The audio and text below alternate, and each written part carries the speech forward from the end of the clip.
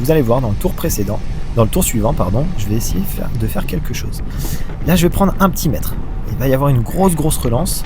Là, le gars, alors je crois que c'est Vierzon, le club. Grosse relance. Là, je suis dans les roues, je reste dans les roues.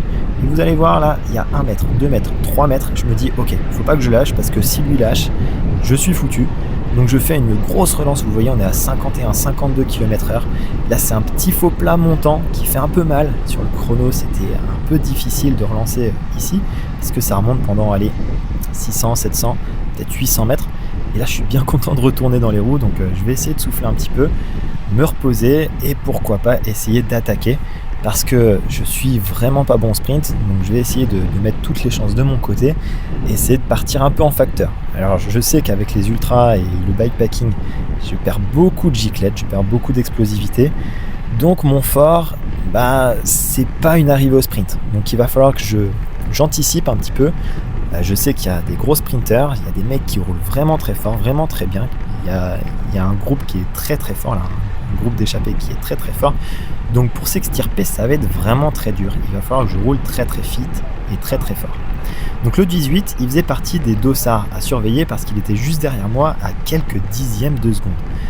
Là je le vois, je me dis ok, est-ce qu'il va attaquer ? Je le surveille. Il y avait le 18 et il y avait le 12 aussi. Le 26, c'est celui que je viens de doubler là, qui est juste à ma gauche.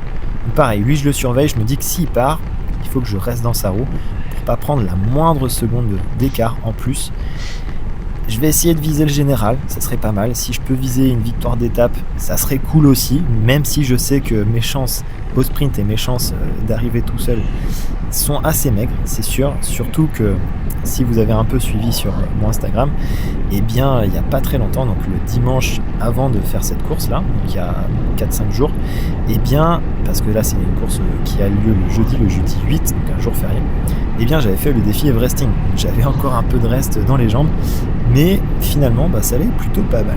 Là ça redescend un peu, vous voyez on va très très vite, 48-49, ça redescend un peu en faux plat, et donc le mec qui est juste devant, je crois que c'est le Dossard 20, il roulait comme une brute, il prenait des très très gros relais, c'était un très très bon rouleur, et là vous voyez il y a un îlot central, on pouvait passer tout à gauche, et vous allez voir au tour suivant, le 26 va faire une petite stratégie qui était plutôt bonne.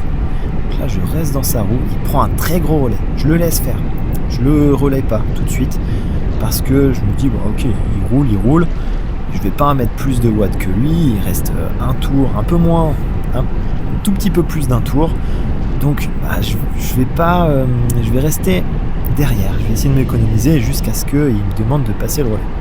Voilà, il se relève un petit peu,